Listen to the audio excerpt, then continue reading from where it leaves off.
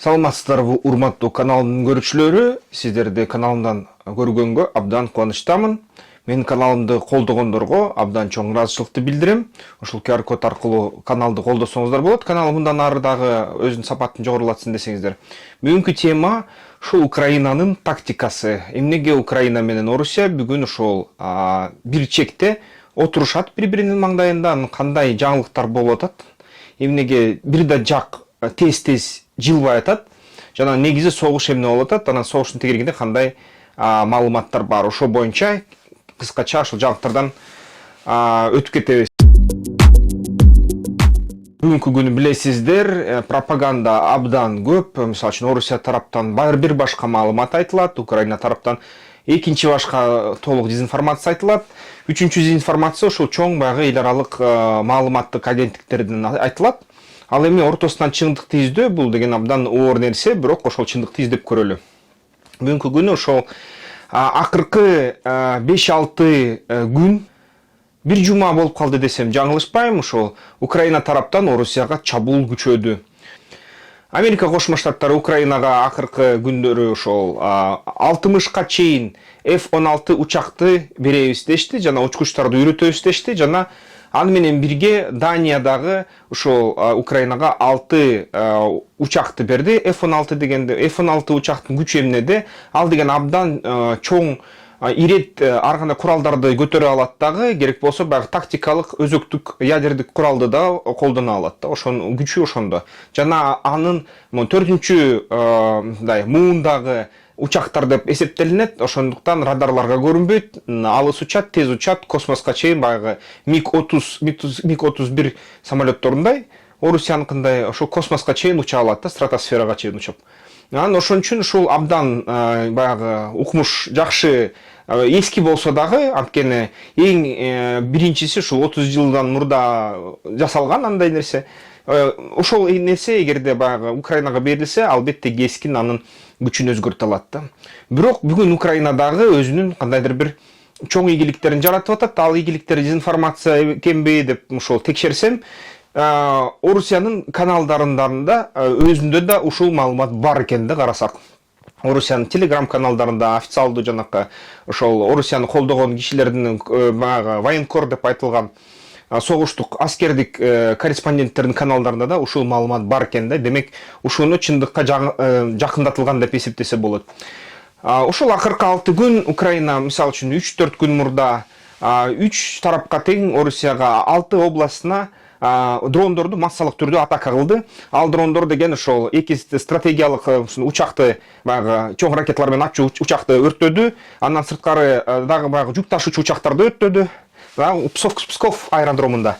Жана ошол жакында эле 2-3 күн мурда, дагы 2 күн мурда дагы бир атака кылды. Ушул дронду колдонуп, массалык түрдөгү учуп келген дрондор. Ошондо баягы австралиялык компания картондон жасаганды үйрөнгөн, 3 килограмм жардыргыч зат алып барганга күчү жеткен, жана жалпы басы $10,000 тегерегинде болгон ушундай дрондор колдонулат. Ал дрондорду кошумча модификацияны кошсо, басы дагы $6,000 чоңоюп, контроль кылуу аралыгы дагы кошумча 120 километрге, 100 километрге чейин жетет экен. Ошондой мындай картондук дрондорду колдонушту. Картондук дрондорду артыкчылыгы эмнеде экен? Картондук дронду канаты жана ичинде металлдардын аздыгынан аны радарлар көрбөйт. Ошон үчүн Орусиянын ПВОсу буну жөн эле сокур экен, такыр байкабай, ага жакшы туруштук бере алган жок экен. Ошону атайын баягы ылдыйкы ошо деңгээлдеги учуп аткан учактар же дрондорду уруучу ПВОлор гана эле күчү жетет экен. Бирок андай ПВОлор мындай ал дрондор массалык түрдө учуп келгенде эчтекени байкабайт экен, анткени биринчи ирет аны радар көрүш керек да. Радарлар ушундай картондук дрондорду көрбөйт экен. Ушундай дрондор менен сокку кылды Украина. Андан сырткары дагы кошумча карасак, эгерде андан өзгөчөлөнгөн дагы дрондор колдонулду. Көп учурунда баягы айтылган боюнча дрондордун номенклатурасы Украинанын баягы усталары өзүлөрү жасайт экен да, колдор менен жасайт экен. Украина ичинен чыгат экен. Комплектующий материалдар евро биримдиктен, Кытайдан, Тайваньдан. Анан тайвандык баягы берилген ошо атайын телеметрия системаларда колдонулат экен ушул дрондордо. Анан ушул дрондор ошо дагы бир атака кылып туруп, баягы жүк ташуучу самолетторду өрттөптүр бир күн мурда. Андан сырткары ошо складдарды жана кошумча согуштук аскердик бөлүктөргө, частьтарга кол салып, ушундай кандайдыр украиндер тынымсыз атакаларды ушул жумада жасап жатышат.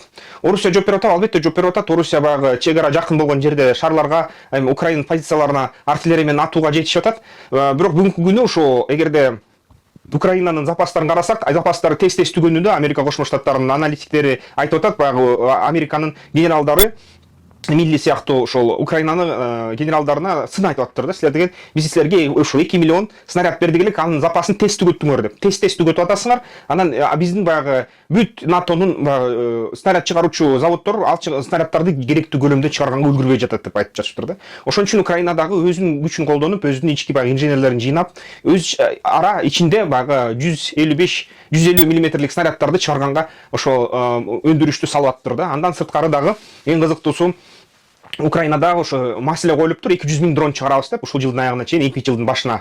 Ага чейин бүгүнкү күнү ошо миңдеген дронду чыгарышыптыр, жана ошолорду аябай азыр ошол согушта колдонуп атат. Бул деген абдан мындай согуштун келбетин толук өзгөрткөн нерсе болуп атат. Андан сырткары украиндиктер баягы Бахмуттан жарымынан көбүн алышты. Работина деген жерде алып туруп, баягы Суровикиндин линиясы деп айтылган миналарга аябай бай, жана ошол оборона бекем турган орустардын позицияларын өтүштү дагы, Работинаны алып алышты. Работинадан ылдый өтүп, анан ошол Суровикиндин линиясын кесип өтүштү деп айтылууда. Ал маалыматта орусиялык жана Z каналдарында дагы ошол тастыкталып жатат да. Ошентип анан Украинанын спецназдары барып алдыңкы частьтарга ушул кофесин ичип аттыр, баягы солдаттарды өлтүрүп кире калып, баягы анын алар бышырып аткан тамагын, кофесин жеп ичип, анын видеосун тартып интернетке чыгарып атышат. Ушинтип анан тез мындай алдыга жылып атышыптыр да, акырындан. Орусия болсо абдан чоң резервтерди жыйнап туруп, ошол Бахмуттагы, мисалы үчүн Херсонщинага Бахмуттан өзүнүн эң күчтүү ВДВ күчтөрүн жиберишиптир дагы. ВДВ күчтөрү ошол жаңы Херсонщинадан ошол согушка даярданып жатыптыр. Андан сырткары Орусиянын аябай чоң батальондору ошо фронтко келип жатышат дейт, бирок деген согушка толук кандуу киргенге үлгүрбөй жатышат. Анткени толук окууну бүтө элек. Жаш балдар, алар деген көбүнчө кээ арасында кыргыздар жүрөт, өзбектер жүрөт, тажиктер жүрөт, мигранттар жүрөт да, мындай айтканда. Күчкө алып келинген, жана ошол гражданствону, Орусиянын гражданствосын алып, аларга баягы кошулган. Жана алардын даярдыгы абдан начар, даярдыгы жетпегендиктен ошол утулушу мүмкүн да. Канча көп орустун аскери болбосун, жанакындай технологиялык куралдарга, дрондорго, хаймарстарга мындай туруштук бере алгашы мүмкүн. Бирок ошол менен бирге Украинадагы баягы мындай өзүнүн кыйын сезгенден алыс болуп жатат. Анткени Украинадагы жоокерлер дагы көп санда өлүп атат. Бүгүнкү күнү ошо жалпы маалыматтар боюнча орус тараптан эгерде 300 миңге жакын киши өлдү же жарадар болуп эсептелинсе, украиналык тарап менен, орус тарабы өзү баягы айтпайт да ал маалыматты.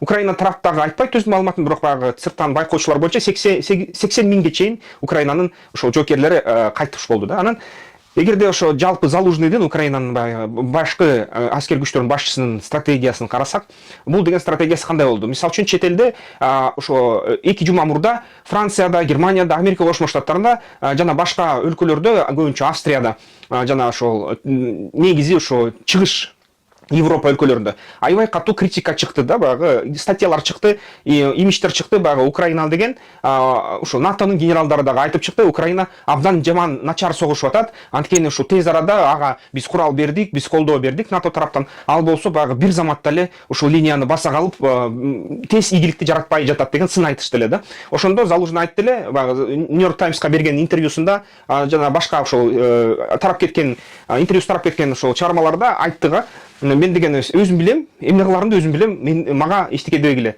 Бүгүнкү күнү ошол силер деген баарыңар теоретиксиңер, баарыңар бирдей жолу чоң согушка катыша элексиңер, биз болсо чоң согушка практикалык түрдө катышып атабыз, эмне кыларыбызды билебиз деп айткан да. Залужныйдын тактикасын көп аналитиктер талдады. Мен деген бир 10 чакты, 20 чакты аналитиктин ошол маалыматтарын уктум. Анан негизи корутундуну чыгарса, Залужный деген баягы мен деген өзү кичи кезимде бир РТС ойнодум эле да. РТС деген бул деген real time стратегия. Азыркы убакта колдонулган стратегия деген оюндар бар да, StarCraft, генерал сыяктуу. Ал жерде бир тактика бар. Эгерде сен чоң аскер күч жасап туруп душманга бир маалда атака кылсаң, атака кылган жагың душмандын оборонасында чоң жоготууларга ээ болот дагы. Анан сенин армияң тез жок болуп кетет. Анан душман деген кичинекей армиясы менен келип туруп сени жеңип кетет да. Ошол компьютердик стратегиялар ушундай. Ошон үчүн эгерде душманды жеңем десең, бир-бирден ар бир ошол душмандын оборонасын, ПВОсун жок кыласың да, бир-бирден самолет жиберип, киреген армияны топтойсуң, бирок аны алдыга жылдырбайсың, бирден ушинтип ПВОну жок кыласың, негизги күчтөрдү жок кыласың, анан мисалы үчүн күчтүү куралдарды жок кыласың, анан четтен аскерлерин жей баштайсың да, бирден шашпай. Ушундай тактика аябай көп убакыт кетет. Мисалы үчүн компьютердик оюнда 2-3 сааттай кетип калат да ушундай тактикага. А ушул реалдуу согушта Украина менен Россиядагы Суровикиндин линиясын өтүш үчүн Украинага мисалы үчүн 1-2 жыл кейирээк болуп калышы ыктымал, бирок бүгүнкү күн көрсөтүп атат, ушул 1 жылдай керек керек болду да, мындай кичине алдыга жылууга. Ушундай бир-бирден анан ПВОну жок кыласың биринчи ирет, экинчи ирет баягы стратегиялык согуш куралдарды жок кыласың, үчүнчү ирет миналык баягы талааларды жок кыласың, анан гана акырындан кире баштайсың да. Анан акырындан кирип туруп, жалпы ушул оборона күчтөрү жок кылгандан кийин, оборонасы аябай алсыздагандан кийин, анан жалпы армияны жибересиң да бир заматта. Украиналыктар да ошондой ишти кылган аткан окшойт. Анан ошон үчүн азыр бир чемичкедей чегип, баягы бир уламыш бар эле, же мындай ылакап сөз пилди жеш үчүн күндө 1 килограммдан жесең, же 1 граммдан жесең, анан канча бир күндүн ичинде жеп бүтөсүң деген сөздөй эле. Ошол Орусиянын килеген пилин жеш үчүн азаздан ушундай аракет кылып атышыптыр да. Стратегиясы ушундай экен, тактикасы ушундай экен. Негизи бул тактика бүгүнкү согуш күндөрү, бүгүнкү баягы жалпы дүйнө боюнча туура деп эсептелинет. Эми Кыргызстанга кандай сабактар бар да мындан? Кыргызстанга бул зор сабак. Биринчиден, чоң армиялар эчтеке чечпейт. Чоң аскер техника бул деген негизи массасы көп болсо, бир четинен жакшы, бирок мындай айтканда эчтеке чечпейт экен да. Чоң армия, чоң көлөмдөгү пехота эчтеке чечпейт.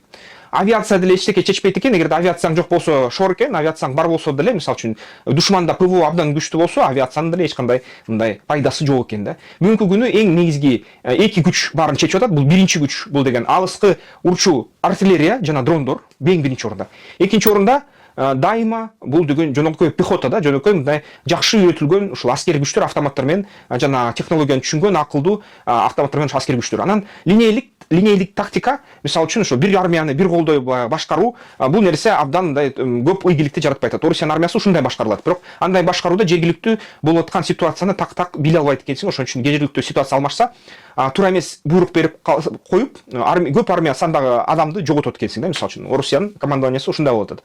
Украинанын командованиясы башынан баягы мындай бөлүнгөн стратегияны колдонгон. Ал кезде жергиликтүү командирлер, баягы согуш майданынын астындагы командирлер өзүлөрү башкы командованияга укпай, жалпы мындай миссиясын алып, жалпы максатын алып, өзүлөрү чечим кылып, өзүлөрү мындай аракет кылса, ошол аябай эффективдүү болчу. Бүгүнкү күнү ошол Украина ошолду аябай эффективдүү колдонуп жатат, ушундай стратегияны. Аякта командирлер, согуш майданынын алдындагы командирлер өзүлөрү чечим чыгарат да. Алардын миссиясы бар, жалпы максаты бар, бирок майда чечимдерди өзүлөрү толук чыгарат. Бир гана снабженияны сурап турат да, тез алып келип тургула, октарыны, снаряддарды.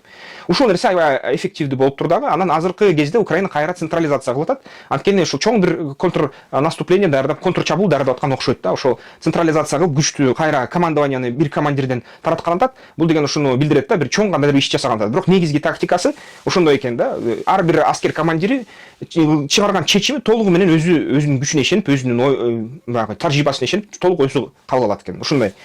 Бул деген эгерде адам тараптан, тактика, стратегия тараптан карасак, эми технология тараптан карасак, бүгүнкү күнү ушул Украина аябай катуу мындай баягы Орусиянын пропагандисттеринин паникасын чыгарганга чейин жетишти. Бул деген дрондор да. Дрондор бүгүнкү күнү аябай арзан, массалык түрдө жасалынуучу, жана эгерде мындай жасалма акыл менен коштошсо абдан мындай каардуу курал экен да. Дрондордун массасын эч токтото албайт экенсиң, ПВОң жетпейт экен. Жанакы картондон жасалган дрондор болсо, аны бирден радар көрбөйт экен. Жана ошол менен канча аскериң болсо, ПВОң болбосо да, ПВОң аны кармай албайт экен. Ошон үчүн Кыргызстандын армиясы күчтүү болсун десек, бизде дагы ушундай тактика өтүш керек. Бизде массалык түрдө ар бир жоокер дрон менен башкарууну билиш керек. Андан сырткары ар бир жоокер ушул дронду баягы жасалма акыл салынган дрон менен иштегенди билиш керек. Андан сырткары ар бир жоокердин мындай карамагында 10-15 дрон болуш керек экен да армияда. Эгерде ошондой мисалы үчүн технология жетишсек, жана биздин командирлер тоолуу аймактарда өзүлөрү чечим чыгарганга мындай мүмкүнчүлүгү болсо, жалпы миссияны алып ошондойго жетсек, дрондордун армиясын көпкө жеткирсек, анда мисалы үчүн бизде аябай жеңилгис болот экенбиз да тоо арасында. Жеңилгис, мындай армия жеңилгис эл болобуз да. Андан сырткары кошумчадагы өзөктүк курал жана спутник системасы эгерде болсо, анда бул армияга эч ким мындай жакшы кол сала албайт да. Ошондойго жетишибиз керек. Ошол бизге чоң сак болду Украинадан бул акыркы жумадан. Ошондой негизи жаңылыктар ушул. Украина менен Орусиянын ортосундагы тирешүүсү боюнча Украина тактикасы ушундай. Каналды колдойм десеңиздер, ушул М-банк аркылуу колдосоңуздар болот, мынакей могул QR код менен. Эгерде баягы бизнес план жаздырам, инвестициялык план жаздырам десеңиздер, ошол номер менен чалсаңыздар болот. Рекламасы дагы. Жана ошол негизи ар бир мүмкүнчүлүгүңөр болсо страйкбол ойногула, аскер тактикалык оюндарга катышкыла, аскер тактикалык федерациясынын мүчөлүгүнө киргиле. Экинчиден, ошол эгерде мүмкүнчүлүк болсо, баягы электроавтомобилдерге өткөнгө аракет кылгыла. Электромобилдерге өтсөңүздөр, ошол электромобилдер колдонуучулардын, электротранспорт колдонуучулардын ошол кошунуна, биримдигине кириңиздер да. Анда эмки видеодон көрүшкөнчө, жана ошол эмки жумада мен дагы ошол биринчи, экинчи күнү мындай сурамжылоо коем. кайсы өлкө боюнча, кайсы өлкөнүн тарыхы боюнча мындай видеону көргөн каалайт элеңиз деген суроону коем. Эмки видеолордон көрүшкөнчө.